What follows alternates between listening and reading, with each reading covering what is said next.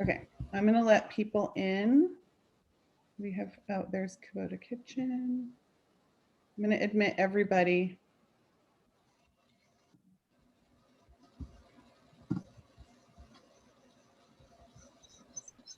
Hi, everyone. We're gonna get started in just a few moments. Good afternoon. Thank you for joining us today. Hello. Hi. Hello. Hi, everybody.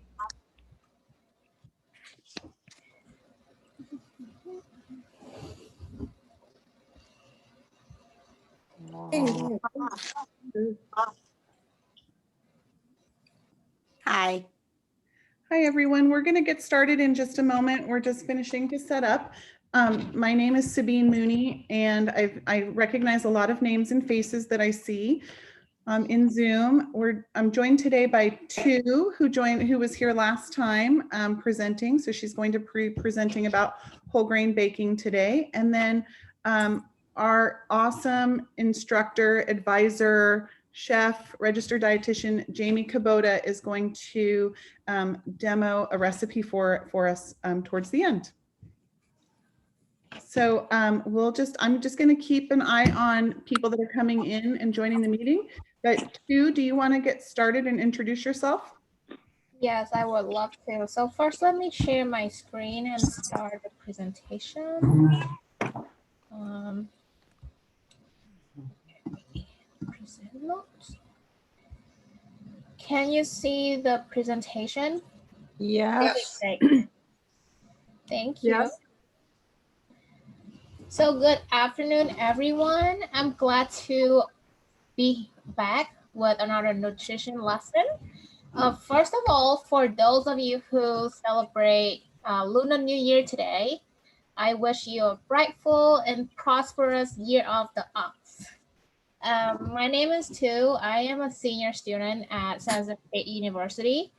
I love to explore about food, and at the same time, I love to figure out how to eat healthy. And I have a great passion in delivering nutrition education so everyone can learn how to be healthy as well. I'm glad to be here today to deliver an exciting lesson about whole grains baking. Before starting the lesson, I want to say thanks for the WIS programs, which is a student-led health and wellness programs of the San Jose State Nutrition Department, and also for the Timpany Center for giving me this opportunity for this nutrition lesson. As of questions and answer, I will pause every now and then between slides so you can type your question in the chat or you can unmute yourself and ask me questions. So there's no big rules about that. If you feel like you will forget the question, just shout it out. All right. Okay, so first of all, I want to acknowledge the importance of grains in our diet. Unless people have a special condition where they cannot eat grains, grains is the most popular staple food that not only Americans but also all over the world. Grains includes in almost every meal. And grains, why is it a staple food? Because it's one of the main source for energy and is provide a lot of fiber, vitamins, and minerals, especially at low cost. So that's why you have bread, you have rice, you have corn in every meal because it's not too expensive. Since grains appears in almost of our meals, knowing what is the best kind of grains we consume every day is very important. So I would like to start with an introduction about whole grains and refined grains. So historically, the elites of the society have been showing off their ability to obtain white flour, refined flour, as a symbolic of purity, grace, and perfection. However, in the modern day, when it's come to refined grains, It's more of people do this to extend the shelf life of grains products. So let's take a look at this picture and analyze how refined grains is not really long. It's no longer the best choice for your grains. So this picture right here show on the left is the whole grains, which include the bran, which is the brownish part right here. This part of the grain are filled with fiber and B vitamins and minerals. The second part, which is called endosperm, with this big white part right here, this part is where when you eat refined grains, this is the main part you are eating, and is only include the starchy carbohydrate ingredients of the grains. And then the little brownish spot at the middle of the grains right here, they call it germ. And this one also packed with B vitamins, vitamin E phytochemicals, which are the nutrients that only present in plants, and some healthy fats.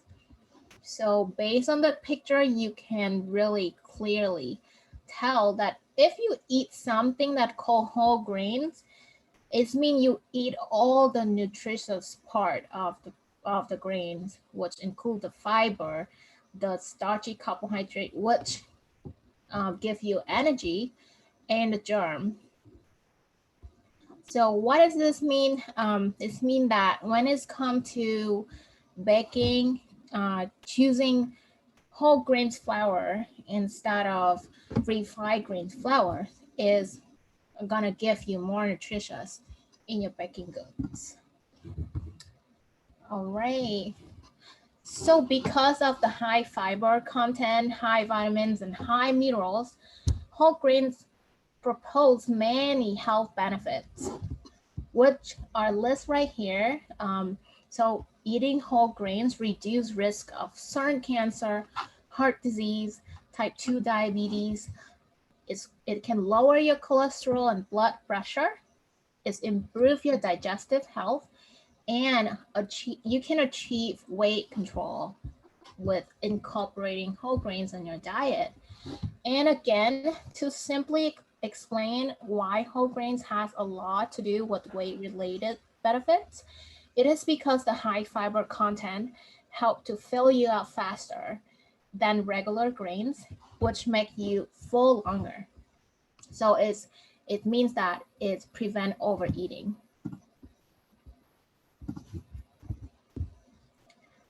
So that we have learned about whole grains and its benefit, and how do we know how much is enough? How many serving is enough for whole grains? So according to the Whole Grains Council, all Americans are encouraged to make half of their grains whole grains. And in other words, 3 to 6 servings of whole grains a day will give you the health benefit that is proposed. And so in this picture, it actually deliver a good news that people are taking on the benefit of whole grains. And it shows in statistic that 2 out of 3 people have incorporate half of their grains whole in their meals, and 4 out of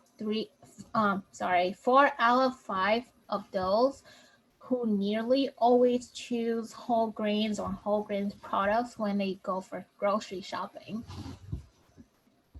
All right, so up to this point, we have talked a little bit about whole grains and why is it beneficial. Anyone have any questions before I move on to another part?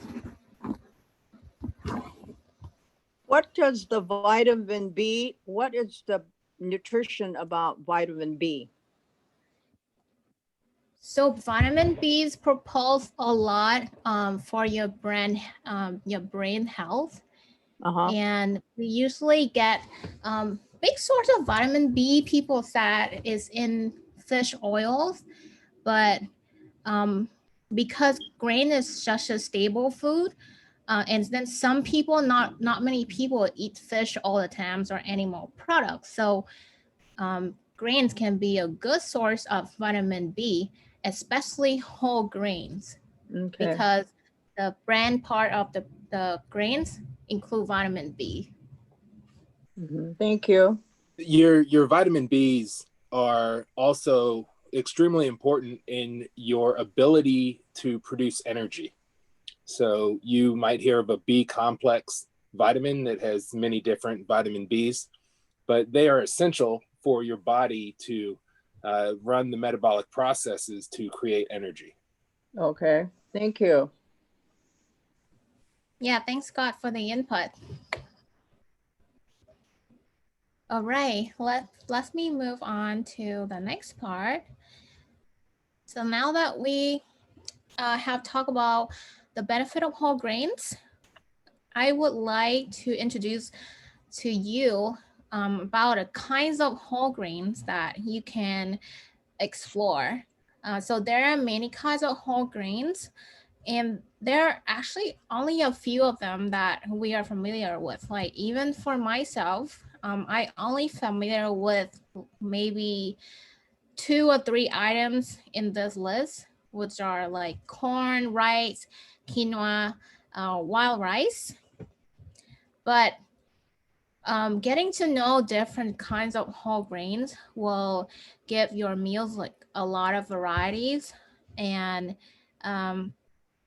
one of the interesting facts about whole grains, let's take an example here. So amaranth, the first whole grain that lists on this table, I learned that amaranth was the major food of the Aztec and the early American culture. And this whole grains is very rich in proteins, fiber, iron, and is especially gluten-free. So since our ancestor did not have any modern facility to refine the grains, they have been consuming grains that are minimally processed as well as packed with nutrients.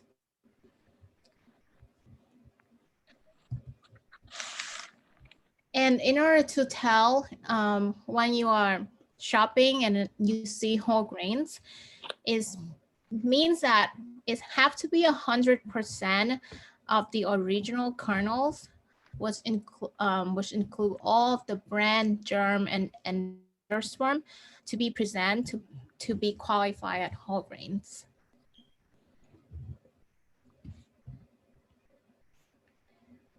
So how can we shop for whole grains? When you go to the grocery store, for me personally, the first sign I can tell a product is whole grains, especially when I try to buy bread, is the brownish color of the bread. So if it's bread that are made from refined flour or regular flour, is gonna look more white.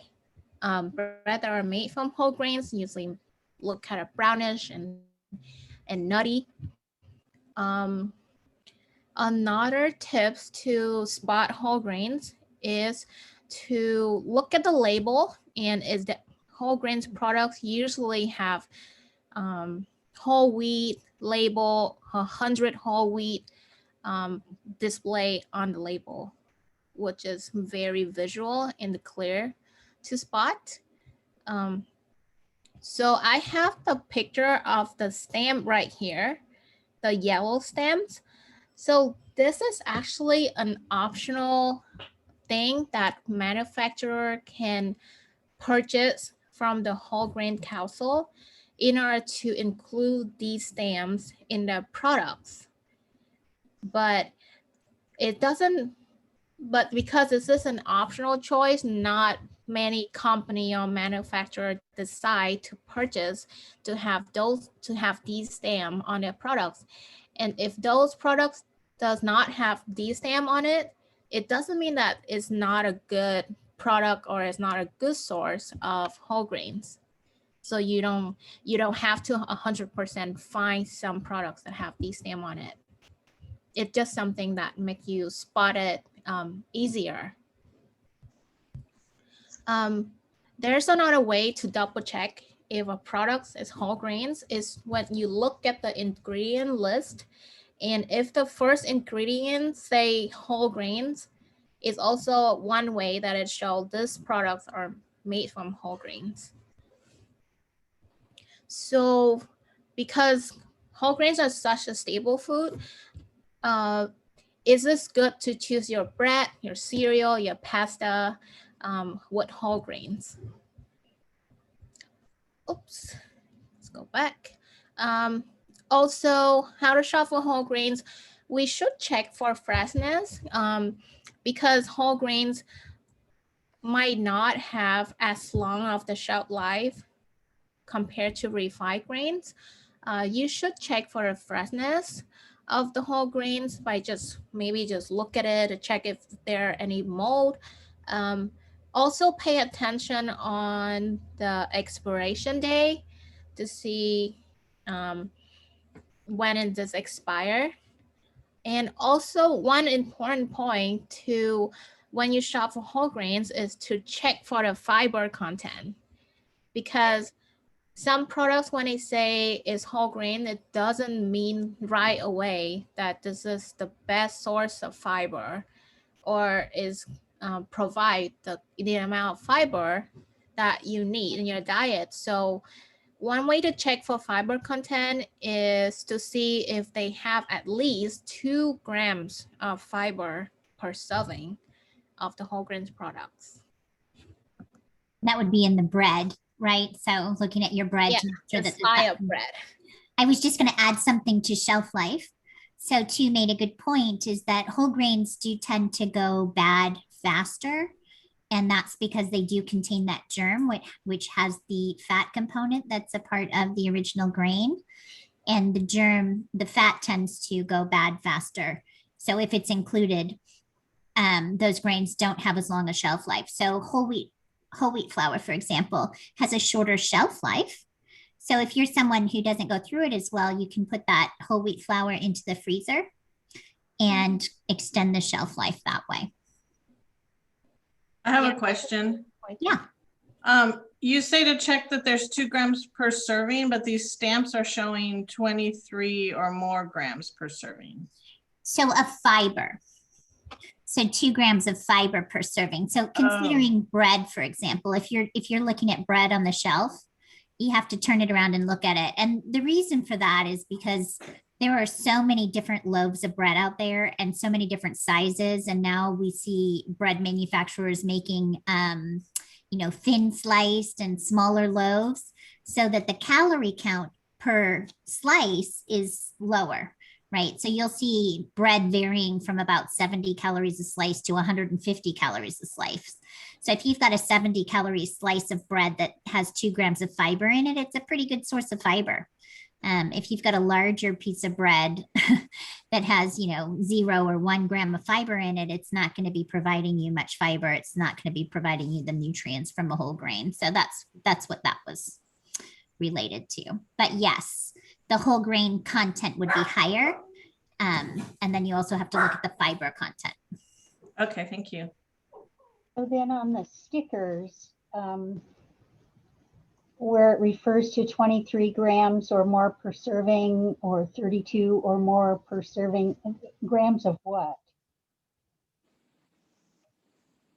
Grams of whole grain. So those little stamps are good, kind of little cheats, right? If you're looking through products in the store and you're looking quickly and you see that it's got 100% whole grain stamp on it, you know that likely that's going to be a good option for you. I think Tu was wanting to point out that it's a voluntary process. Right. So they're not required to have that stamp. And so there are a lot of companies that haven't gone through that process. So you may not always see the stamp, but it is a good little way to see if something is whole grain or not. Right. And so why is the 50% more per serving than the 100% whole grain? Those would just be examples. So those were, Oh, it would okay. be a different type of product that it goes on. So he was Okay. just trying to show you what to look for is the stamp itself. Okay. Yeah. Yeah, thanks for asking the questions because me myself get a little confused, but now I'm clear. It's just And an that's example. that's the whole point is it can Yeah. be very confusing when you're looking on the shelf at this stuff, right? They don't make it easy for us. Yeah, it's a confusing topics like the regulation, what consider whole grains and what not.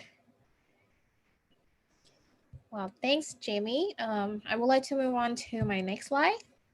So now that we have talked about whole grains and whole grains products, I would like to talk a little bit about flour because I know that not all of us like to buy bread or baking goods from the store. We would like to bake it ourselves.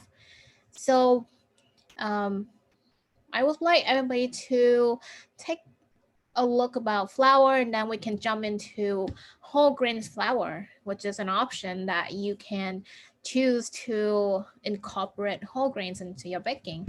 So I just want to very briefly introduce you about different kind of flours.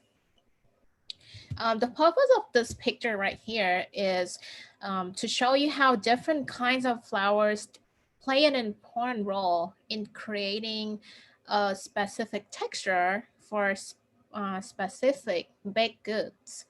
So the first one we see here is all-purpose flour. So with this flour is much suitable for people who just begin to bake like myself because with this flour you can technically bake different baking goods.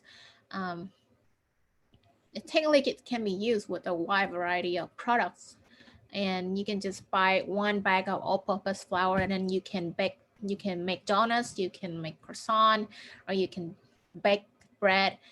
And next is a bread flour, and just by hearing the name you can tell it's kind of specifically to bake bread. Is give a nice and chewy texture to the bread. So it's mean if you try to use bread flour for cookies, it might not give the cookies that crunchy snap. And next we have whole wheat flour. Is result in a healthier, denser bread that all-purpose flour give. And you can see by the color right here, like whole wheat flour produce like more of the brownish color baked goods. And then we have unbleached flour, needs for certain kind of pastry that require brighter color. Cake flour used for cake is make this kind of flour especially make the cake softer and delicate and easy to cut. Self-rising flour mainly used to make biscuit or quick bread. So again, the purpose of this slide is to show you that later on when you get into baking, we need to make sure that we pick the right flour for the right baking products that we want to make. Okay. And then when it's come to baking, we can really not avoid this topic, which is gluten-free. Gluten is a proteins that are found in most grains, especially wheat, cereal, barley. But there are people who have certain condition that do not allow the body to process gluten. And this does not mean that they cannot eating baking products. So the market has been very developed with many kind of gluten-free flour, just so these people can enjoy baking products as much as we do. So who is this for? The people I talk about, maybe they have celiac disease, gluten sensitivity, or wheat allergy. So there are grains that are gluten-free, which is list right here, is a big list. If you want to take a note, feel free to. And I just want to point out grains that are not gluten-free, just so maybe you will try to prepare a meal for a guest or a family member that are gluten-free, and you can, you know what to avoid. So non-gluten-free grains are wheat, rye, barley, hybrids, and especially oats that might be contaminated in facility that also process non-gluten-free grains. So if you want to get gluten-free oats, make sure on the package it said that gluten-free certified oats. So that means they don't process those oats in facility that are contaminated with gluten. And so there are gluten-free flour out there for people to substitute. So gluten make the dough elastic, and it's make the, for example, like pizza dough, the gluten make the pizza dough stretchy. So when you go to pizza restaurant, you see people toss the pizza dough and then twisting it, and then it's look really elastic, and that is because of gluten. So for some people, they want to achieve that kind of elasticity. There are gluten-free starches like corn, tapioca, arrowroot, or potato starch that can help you kind of achieve the elasticity that regular not gluten-free flour can do.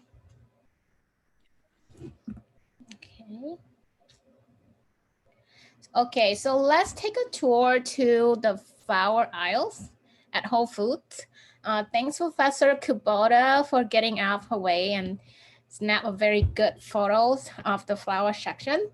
In this picture, tell that there are so many kind of flour, including gluten-free flour out there that the markets provide us.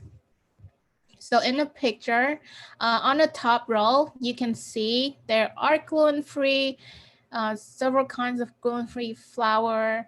And then on the rows below it, there are some flour with gluten, which are oat flours, dark rye flour, spelt flours. And then there are gluten-free flours like brown rice, buckwheat, teff flours, gluten-free certified oat flours. So there are a lot of choices for gluten-free. And so there are flour brands that we recommend, which are King Arthur, Bob Bread Mills, and Gold Medals. Gold Medals especially known for their all-purpose flour. So the point is, when you try to explore baking, just so you know that there's a lot of flour to explore. And if you need to choose any gluten-free flour, just make sure that it's shown on the label. Can I make a point really quick? So it's really interesting now. It used to be even, 5-10 years ago when there weren't as many options. And so if you wanted to do something gluten-free, you kind of had to create your own gluten-free all-purpose mix. So you would put together some potato flour and some corn flour, you would put together different flours in order to achieve that. They're now making them for us, which is amazing. So if you do want to be gluten-free, you have a friend that's gluten-free, you're gluten-free, and you want to bake, then these one-for-ones are a great option because they can be used kind of interchangeably where all-purpose flour can be used. And so for pastries in particular, things like cakes and cookies and brownies and, pies, it's a pretty easy swap and they work pretty well. So you can get some really good results. It's a little harder when you're trying to bake bread because of that elasticity that you do need for the bread baking, but they work great in a lot of different pastry recipes. So looking for those one-to-one is a great option. Yeah, thank you. I totally forgot to point out the 101 because it's like right here on the top.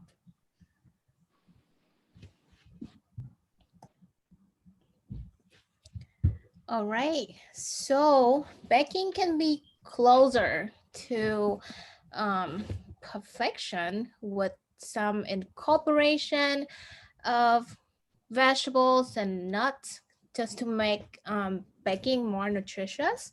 So for me personally, I have been incorporate vegetables and fruits into baking because it's add a lot of moisture and vitamins into our baking goods. Also, I like to add on nuts and seeds because it's add texture and like the nutty flavor to baking products. So vegetables like zucchini, carrots, pumpkin, sweet potatoes, you can, for me, I usually blend it, strain out the water and mix it with the batter, just like zucchini. So the picture right here show a chocolate zucchini bread, and you can tell the bread looks delicious, and when you taste it, the zucchini make the bread like have a very distinct moisture. And honestly, it does not taste like vegetables at all. For fruits and dry fruits that can incorporate in baking products, banana is pretty popular. Prunes, puree like mango, applesauce, or pears can also be incorporated to boost the vitamins level as well as the flavor. And there are some healthy baking sweeteners like dates. Dates are a very healthy option for alternative for regular sugar, and it does not really have an aftertaste. So I really recommend dates for bakings. Another kind of baking sweeteners that you can switch for sugar are monk fruits, but I still recommend dates. Yeah, there are a lot of sweetener alternative that you can explore. Okay. So baking cannot be closer to perfection without some good tips. So first thing I want to point out is the portion. You all probably know about the muffins they sell at Costco. Sometimes it's as big as our palm. So try to imagine that humongous muffins from Costco with this picture right here. This person is holding, I think this is like a chocolate oats non-bake muffins. And the way he holds it can tell that the muffin is not that big. It's like probably 2 bite worth. So the point I want to point out here is portion is key, because a lot of companies, they don't guarantee the energy intake aspect. They make big muffins so you can feel like you can finish this muffins in one sitting, and you never know, the next thing you know is you have eat a lot of energy. So portion control in baking is very important because you can control your energy intakes as well as fiber and other nutrients. Second tips I would like to share is to choose the right flour for the right recipe.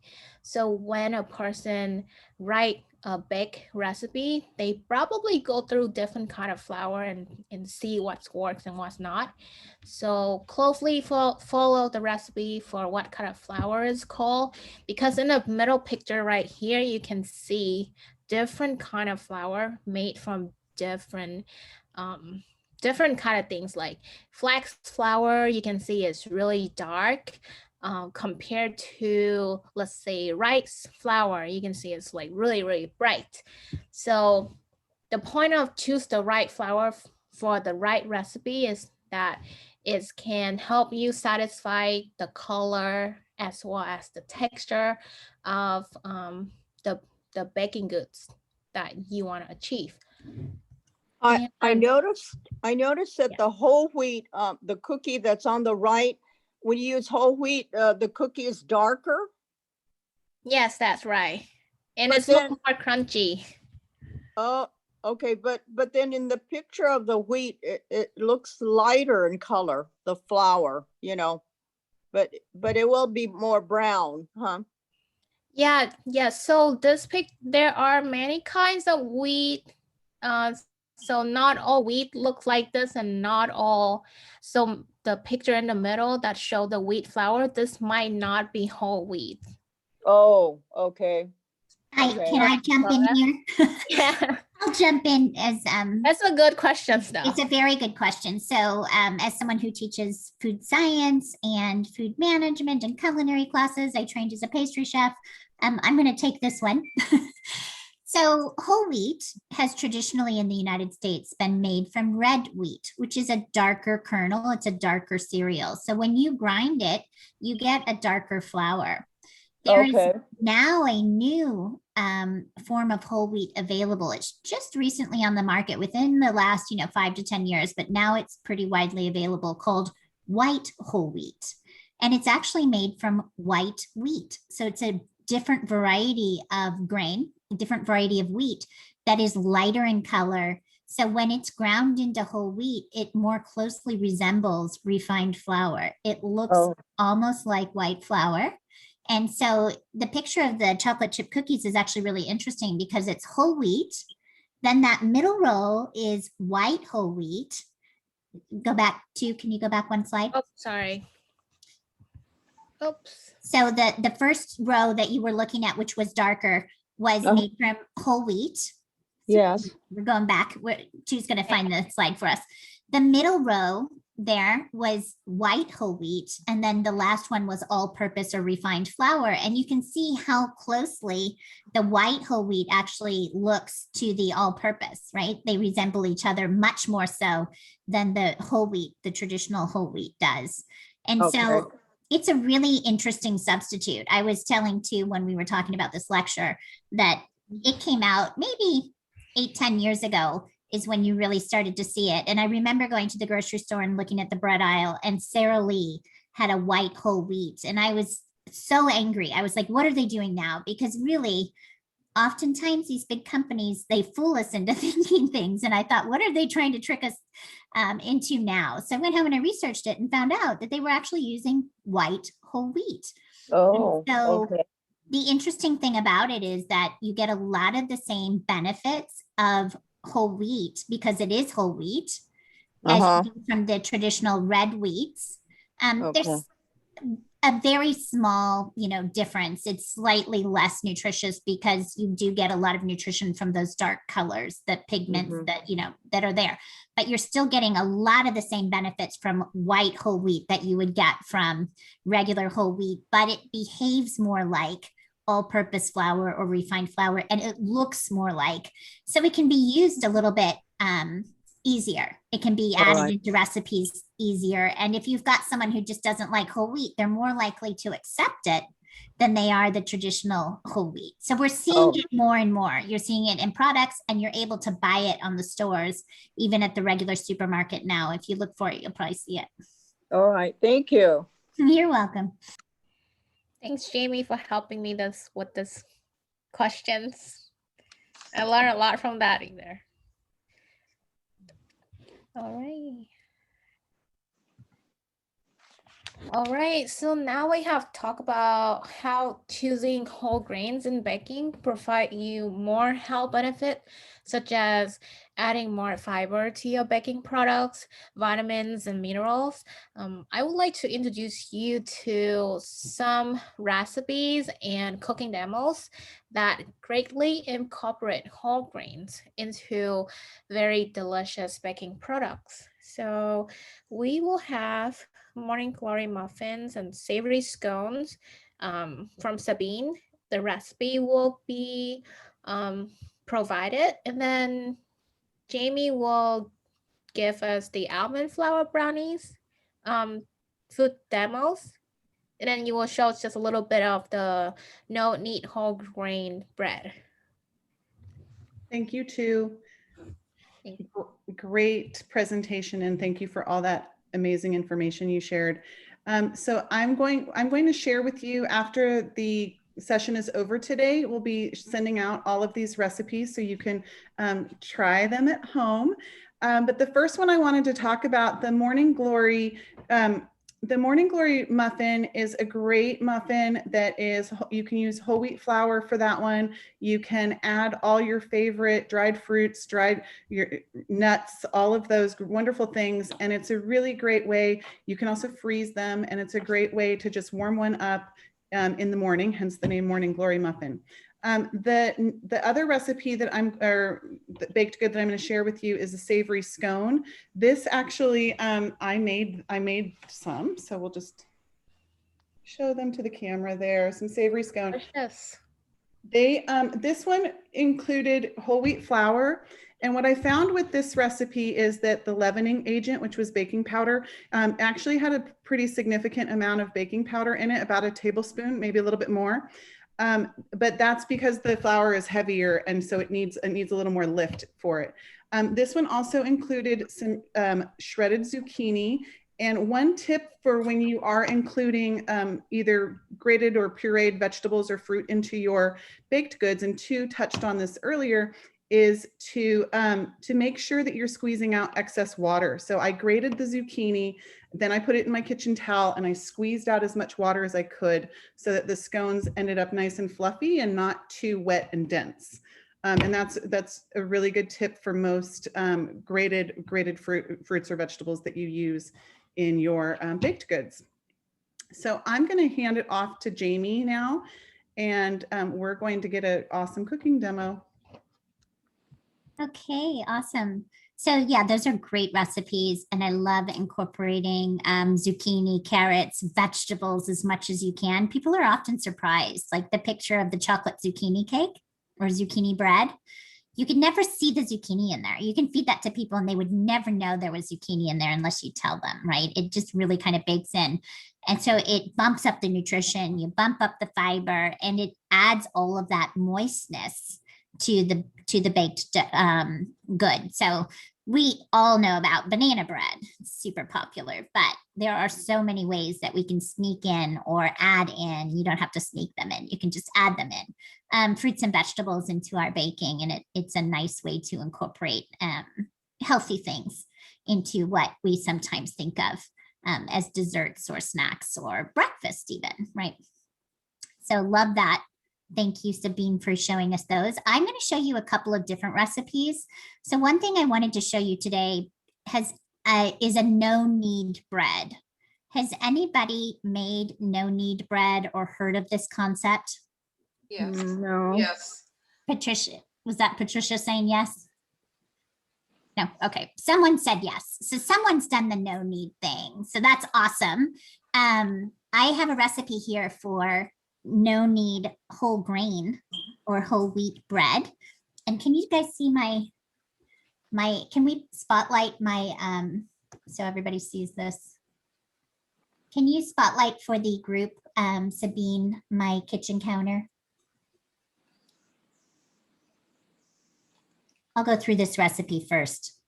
Are you able to? So there we go. So I just pulled this out of the oven while we were starting this presentation. It went in the oven.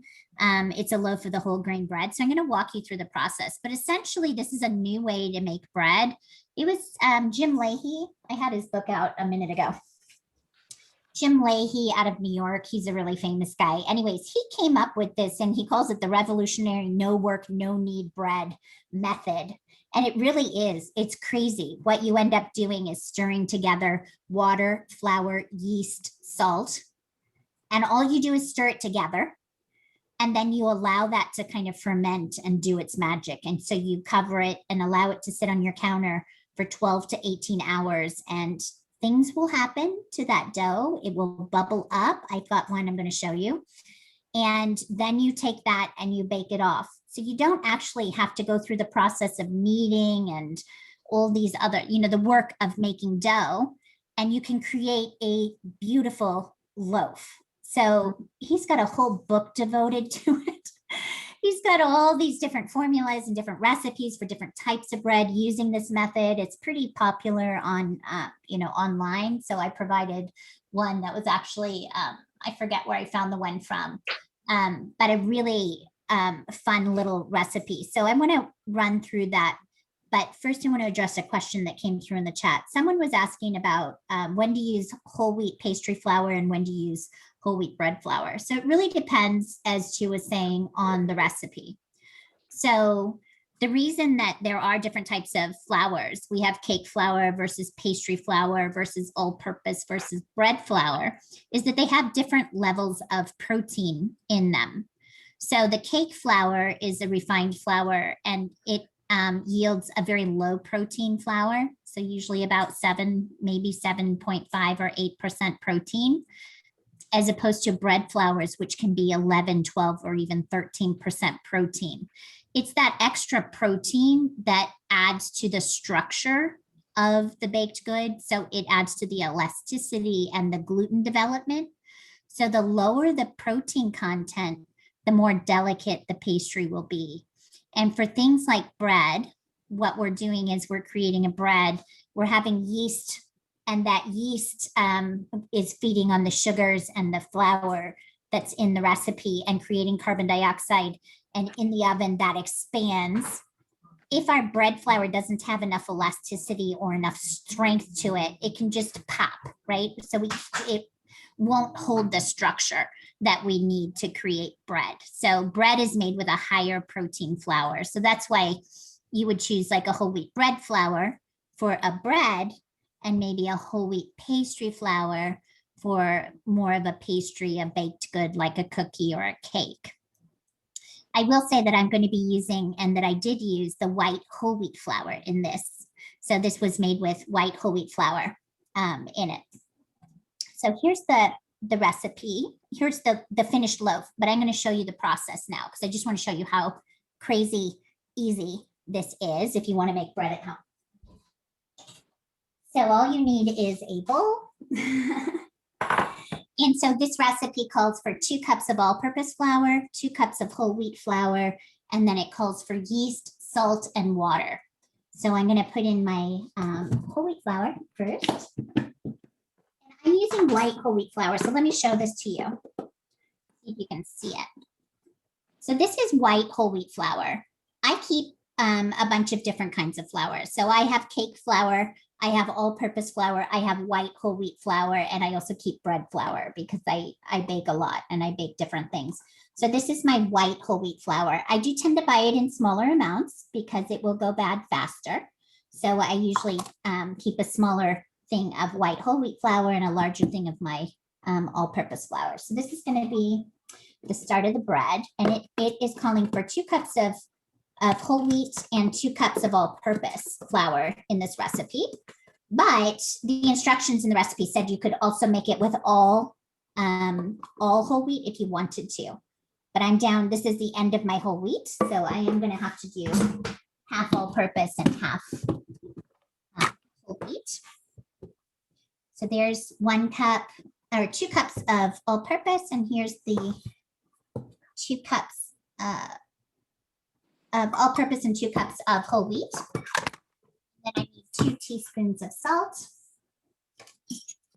And I just realized I got to run out to get my yeast. I'll be right back with my yeast. Here's my 2 teaspoons of salt. Let me grab my yeast, and then we'll put in the water. I'll stir it up and show you.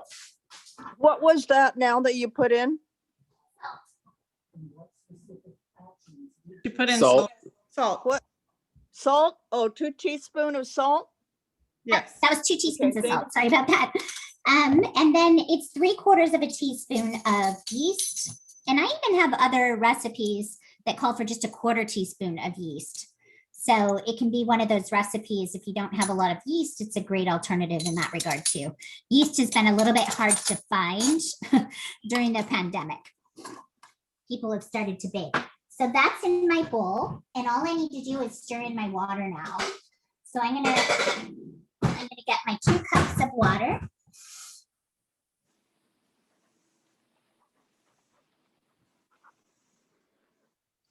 So I've got 2 cups of water, but let me grab a big spoon. I'm just going to stir this up so that my flour and my yeast are mixed up. And then I'm going to add in my water, and I'm just going to stir it until it makes a nice sticky dough. And that's all I need to do. So there's my water. And now I'll stir this up, and you'll see it's going to be pretty sticky. And that's actually what I want. So I want a nice wet kind of sticky dough, but it doesn't take a lot. We're almost there. I don't have to do much more than this.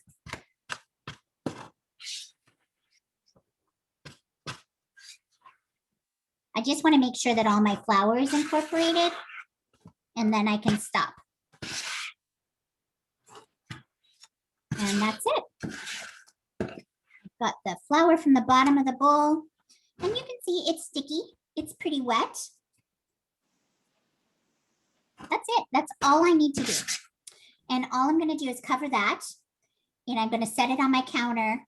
So this is one of those things that, you know, it is a process, but I can make the dough one day, set it on my counter, let it sit overnight, and then the next day I can bake off my bread, which is what I did. But this is going to be another loaf. So all I need to do is cover this up, and then I will show you a bowl that sat overnight. So you see what happens and what it looks like after it's sat overnight. Jamie, there was a quick question in the chat. Was that cold water, room temperature, or does it matter? It was room temperature. So Okay. I did pull it out of the tap. It was just regular kind of room temperature water. So this would get set aside, and you'd want to let it sit for a minimum of 12 hours, but it can even go longer. So 18 hours is great. And this is what it ends up looking like. So I made this last night about 6 or 7 o'clock at night. So it's been sitting a good 17 hours, 18 hours. And you can see, can you see what happened? Mm. So that kind of scraggly dough, the magic of, of time, allowed it to ferment, and it's got lots of air bubbles in it. It's grown, it's gotten bigger, right? So it's certainly doubled in size, but there's been a lot of stuff happening in the dough. This is now ready to bake off. So I'm going to show you how you bake it. The other part of this no knead method is in the way that the bread is baked. So one thing is you just mix the ingredients together, just stir them together and let them sit. And then to bake them, he has a method of baking where you bake them in a preheated Dutch oven or a very heavy pot that has a lid to it. You preheat that pot in a hot oven. So you'll see recipes that'll call for 475 to 500. I actually do mine at 450. So I've got my Dutch oven in the oven. So I took the pot, put it in a cold oven, turn the oven on, let it preheat. And that allows that pot to get really, really hot. And so when I put this nice wet dough that has a lot of moisture in it, and I put it into that pot and I put the lid on and I put it back in the oven, it starts to cook immediately. So it's going to get a very nice crust on the bottom, but all that moisture also turns into steam. And that helps to create this beautiful crust on the outside of the bread as it's baking. So you open the oven, pull out the Dutch oven, plop this in, and pretty much no matter how you plop it in, I mean, you'll see it's not terribly easy to work with, but you can just plop it in, put the cover on, put it back in the oven and let it bake. And you bake it for about 30 minutes with the cover on. Then you reach in, take the cover off, and continue to cook it for another 15, 20 minutes until it's cooked all the way through. Take it out and you get that loaf that I just showed you. You end up with just a really beautiful loaf of bread. So let me show you, because this is probably the hardest part, is getting it out of the bowl and into the pot. I think that's the most difficult part of this recipe. So I just wanted to show you how I do it. So there's a couple of different things that you can do. Number one, you can just kind of use a dough scraper. Let me show you what a dough scraper is. You can just use a dough scraper like this to kind of gently pull it down. And then you could just kind of plop it into your bowl or into your pot. And that works just fine. But you can also form it. So you can use the dough scraper to pull it out of the bowl onto a nicely floured surface and just very gently fold it together and put that onto a piece of parchment paper. And then you can lift the parchment paper into your pot. That's usually kind of the easiest. To me, it's the easiest way to do it. It's still a little bit difficult because this is so sticky, you'll see that. So this is the hardest part of this whole recipe, but remember, it's very forgiving. So if you just plop it in and put the lid on, it's still going to yield you a beautiful loaf that's going to be super tasty. So I'll just show you my method here. So I've got my paper ready. Let me slide this over. I'm going to put my paper here. And I'm going to do this on my cutting board here. I'm going to flour my cutting board really well. And it does take quite a bit of flour because this is really, really sticky. I'm going to just really plop down a bunch of flour. And then I'm going to just very carefully plop this out onto my floured board.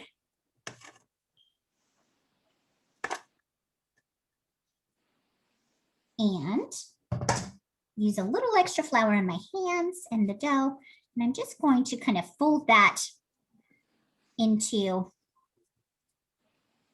a round loaf.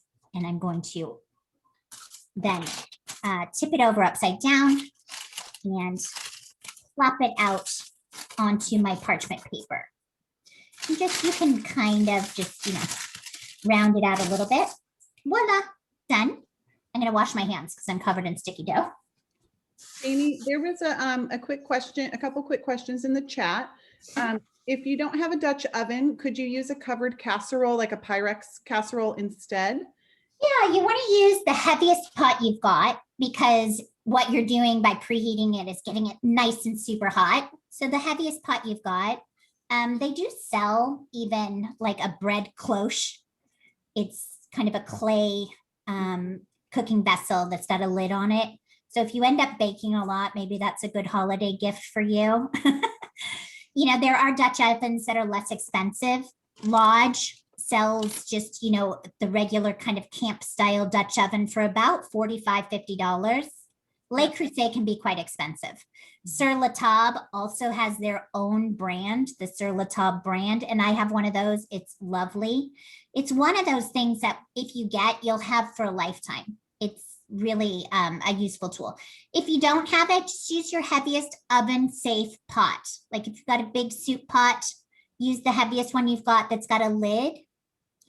That's going to be the most important thing. And, if all else fails and you don't have any of those things, just bake it. Just know that you won't get that same crust on the outside. So that's what that cooking method does, is help to form that crust on the outside by creating that kind of steamy, hot environment. So this is ready to go. Let me pull my preheated. And then Jamie, do you need to use a little bit of oil or any grease or does the parchment paper work fine so that the bread doesn't stick to the Dutch oven? So two things. It shouldn't stick if your Dutch oven is nice and hot. It shouldn't stick. But the parchment will prevent it from sticking to the pot. So you should be fine. You can spray this, and I actually did because I used the same paper for my earlier loaf. I sprayed it with a little bit of nonstick spray, and I had put cornmeal down on that one, but I didn't on this one. If you've got a nice hot oven and a nice preheated Dutch oven, it shouldn't stick for you, but you can use a little bit of that if you need to. If you feel, if you want insurance that it won't stick, you could certainly spray. So let me pull out my Dutch oven.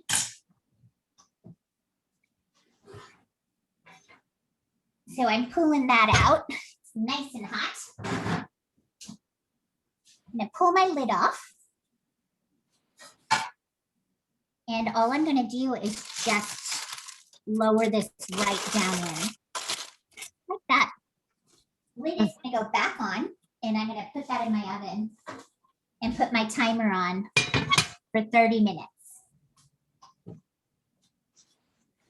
And Jamie, do you have any suggestions for when you bake your bread in a Dutch oven or you do the no knead method? Sometimes the crust comes out really hard. Are there any suggestions on how to avoid that? You can take that lid off sooner. So if you're finding that your crust comes out hard, you can take your lid off sooner.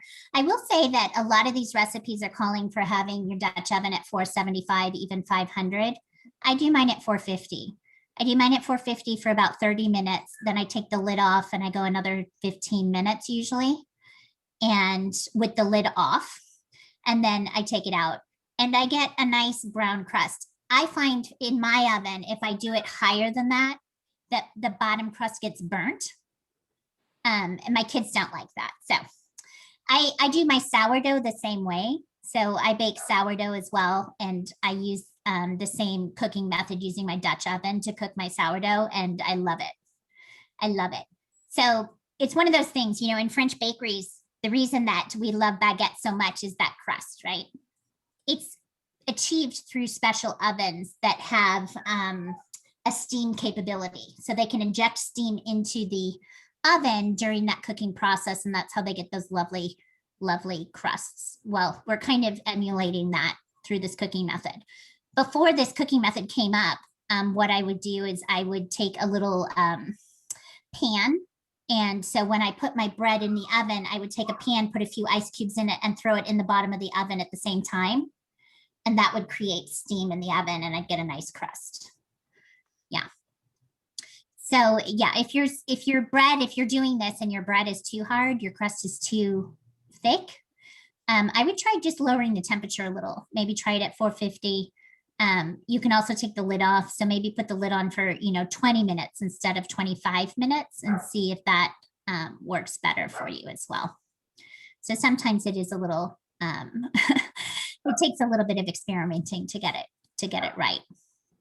But that's really how easy it is. I'm going to just cut open that loaf so you guys can see the innards, see inside of that loaf and see the texture on it. Because it's been out now. It's been out it's been out an hour. So it's still a little bit warm.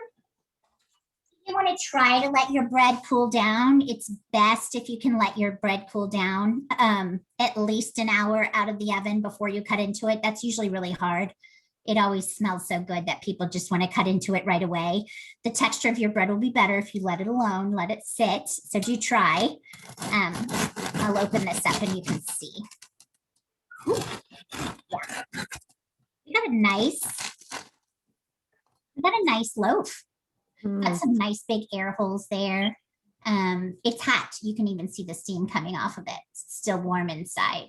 But it was a really nice loaf. Yeah, I'm super happy with it. Yep. And so this is made with half whole wheat, and it was the white whole wheat flour and half all-purpose flour. You can see that it's got a nice dark color to it. So it does have that whole grain in it. You could do this with 100% whole wheat. It'd probably turn out a little bit heavier. You might not get that same, as many of those big air holes in it, but it would still be a nice loaf. And certainly sliced and toasted, this is going to be delicious. So if you've not tried it before and you would like to try bread baking, this is a great recipe to start with. And once you've tried it, I think you'll be surprised how easy it is. You might be baking bread more often than you'll realize. So any questions on the no knead or bread? No? So if you wanted to add other things to this, if I wanted to add in seeds, like maybe I wanted to make a cranberry walnut bread, I would add them in when I stir in the flour, and then they would just be part of the dough. Same thing if I wanted to add in, if I just wanted to add in some seeds, or I just wanted to add in cheese, maybe you want to make a Parmesan garlic loaf. You can add it in when you're stirring the bread dough together. Okay. So I'm going to set this aside and then I'll quickly go through because I know we're hitting our time here. I want to quickly go through the almond flour brownie. It's a super fast recipe. I can put it together in about 5 minutes.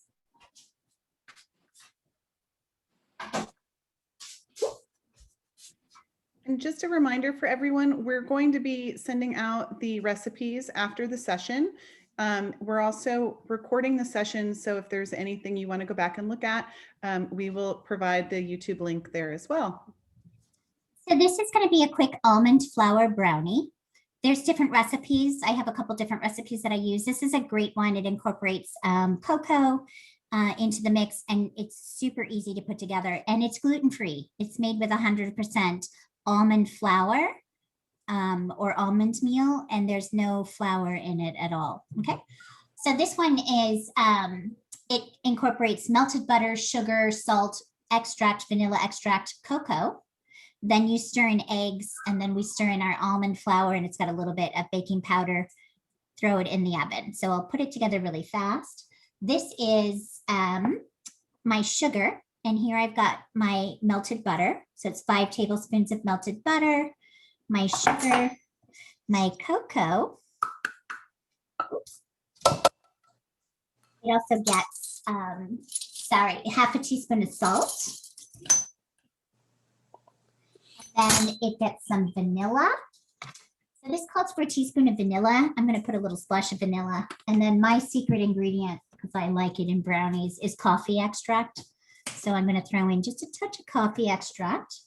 So I keep coffee extract. You can also use like instant coffee or instant espresso. You can add that in. I love the flavor of coffee and chocolate together. I feel like it just makes it a little bit more complex. So it's my thing that I usually add into chocolate things like this, is to add in a little bit of coffee or coffee extract. So this is going to get stirred up along with 3 eggs.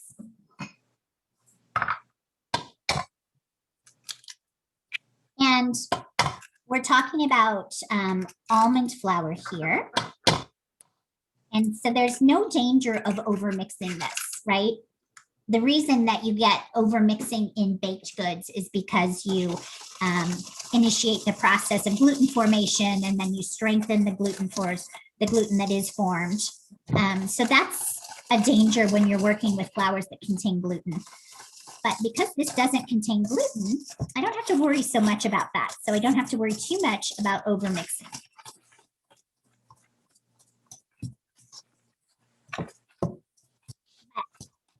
What I love about this is it goes together so fast. I mean, it's almost as fast as using a mix. There's nothing wrong with a good brownie mix. It's my mother's secret weapon. She has her special brownies, and it's actually the Pillsbury fudge brownie is her thing. And she always uses a mix, but it's just as easy to make a good brownie without a mix. So I actually, when I'm making these almond flour brownies, do like to mix this part really well. Make sure that the cocoa and the sugar is all incorporated. And once this is mixed well, add in my almond flour. So I have 1.5 cups of almond flour, and I need to add in my baking powder. So this recipe called for a teaspoon of baking powder. So I'm going to. Where do you find your liquid coffee extract that you showed? So I have this bottle of Trabli. It's a big bottle. You can see this. It's like over 1 liter. It's a French brand. It's lovely. I use this, in patisserie when I actually lived in Paris, and that's where I got to know it.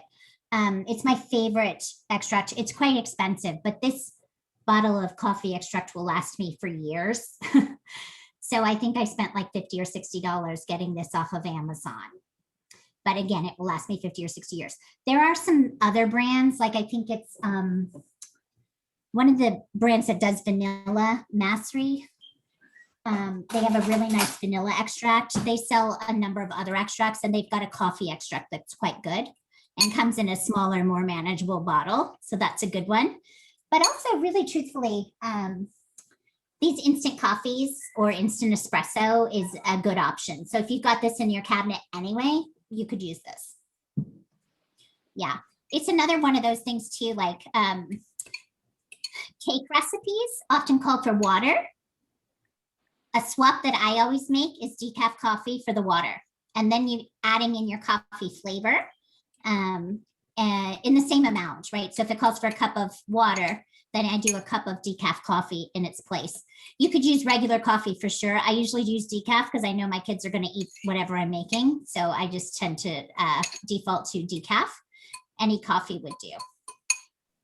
And just really quickly, how much cocoa was in these brownies? I know we're going to provide the recipe, Yeah. but It was 3/4 of a cup. thank you. Yeah. And that's a whole nother story. We could probably do a whole thing on chocolate and making with chocolate at some point. Yeah, so this recipe does call for cocoa. I have another recipe that calls for melted chocolate. They're both delicious. Using cocoa, I guess I can speak to cocoa for a minute. As a pastry chef, I was pretty particular about the type of cocoa that I use.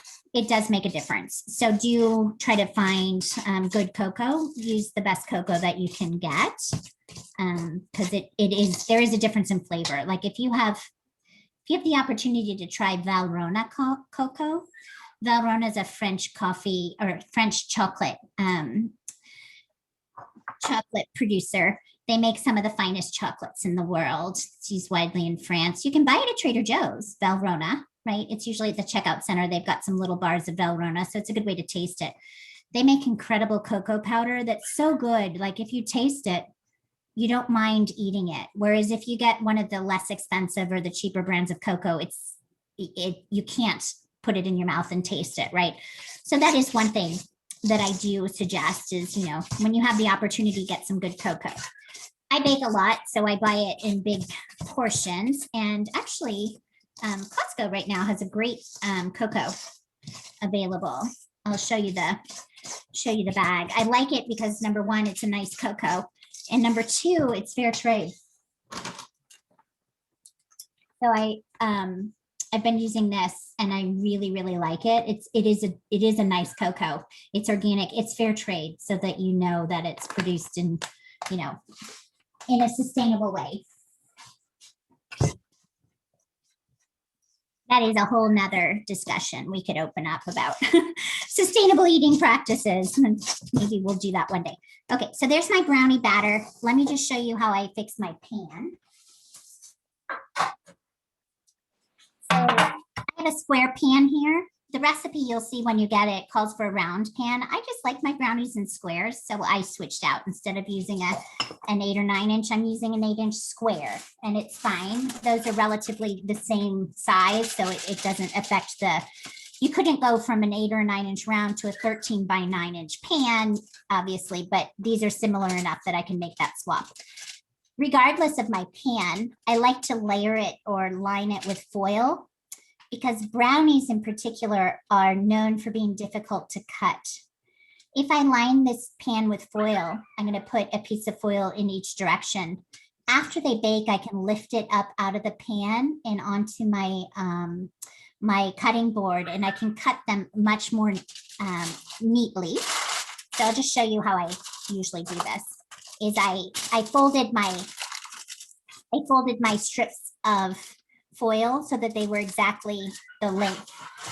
So I take one edge, fold it, and then I lay that down and I mark where it hits on the other side, and I fold the other edge so that they're exactly the length of my pan, and they'll fit right in. And then I'm just going to press that into my pan. So I've created a sling for my brownies, one in either direction, so it's nice and secure. And then I'm going to spray that like I would spray my pan with my nonstick spray. And I'll put my brownie batter in. This can go into my oven. And then I have one finished, so I'll show you the finished brownies. So at this point, you could add in other things. You could add in chocolate chips. You could add in nuts if you wanted to. These are There's a lot of different ways you could dress these up if you wanted to, but they're really delicious. They've already got a lot of texture to them because of the almond flour. So I like them just the way they are. I'm just going to spread that out, and then I'll throw these in my oven and I will show you the finished product.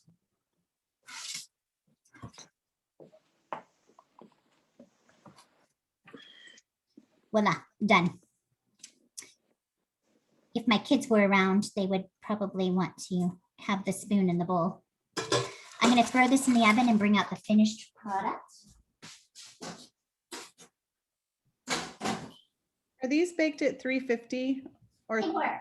350? Thank you.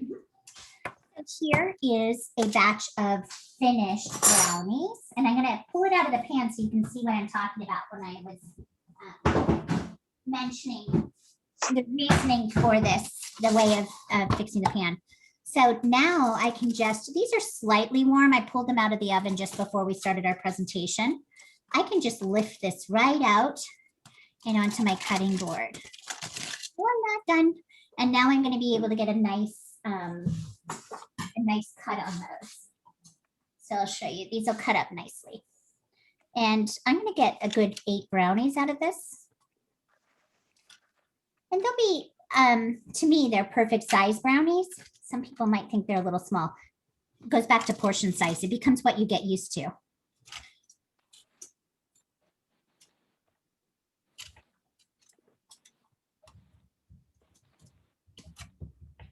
Voila, done. And I'll show you. I can get that off of the, I've got a nice, let me put it on a plate so you can see better. I've got a nice brownie. So it was much easier to get a good cut on it.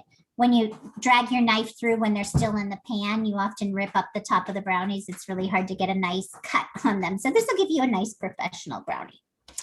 There you go. So that's our almond flour brownie. Any questions on that one? No? I really like the foil tips. I use that for everything. You know, it works well for brownies. It works well for any bar cookie that you're going to make. Yeah, it's one of my favorite things. Just if you really want your cookies to look professional, it's a great thing. It takes a little extra, you know, it's an extra step. So it takes you a couple extra minutes or a minute or two. But to me, it saves the day when it comes to cutting the brownies. It's also safe the pan because Yes. I saw a lot of pans that have a knife scratch. It saves the pan from your knife scratches, and it saves you in terms of cleanup. My pan is super easy to now wash up. Yeah, so it's to me a lifesaver in many ways. Yeah, but these are super delicious. They're rich and chocolatey, 100% whole grain. Yeah, good option. This would be a nice Valentine's Day dessert. Just as is. I could see them being the base of a nice little sundae. Okay, my son is going to go into that one. Hey, Ryan, pick it up and eat it nicely. Thank you. That's a good demo of how soft it is, like a texture. It is super soft. So, you know, that is one of the things is that brownies, they have a certain texture to them, right? Particularly boxed brownies. When you go 100% whole grain like that, you're not going to get that chewy texture.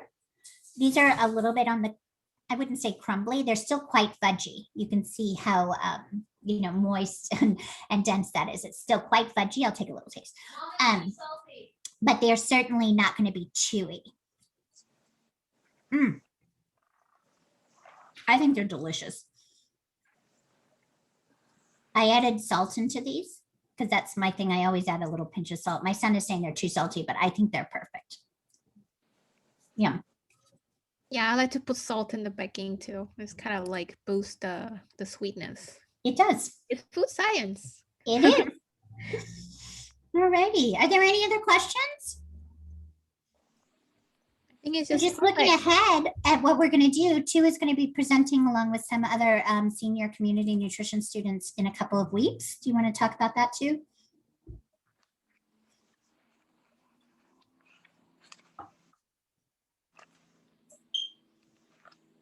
You're muted too. Oh, sorry. Here I go. So on February 26th, let me turn it into present mode. February 26th, on a Friday, 1 to 2 p.m. I will have a presentation just talking about different kind of diets. These are one of like the popular diets nowadays. So the purpose of the presentation is just to explain why people do these diets and what kind of health benefits and what concern or tips. So yeah, it's gonna be a full lessons on different type of diets. So we're excited about that. We hope all of y'all can join for that presentation, and always happy to hear from you. If there's any other topics you'd like to see covered, please do let us know. You can put them in the chat now. Love to hear from you what you'd like to see in these presentations.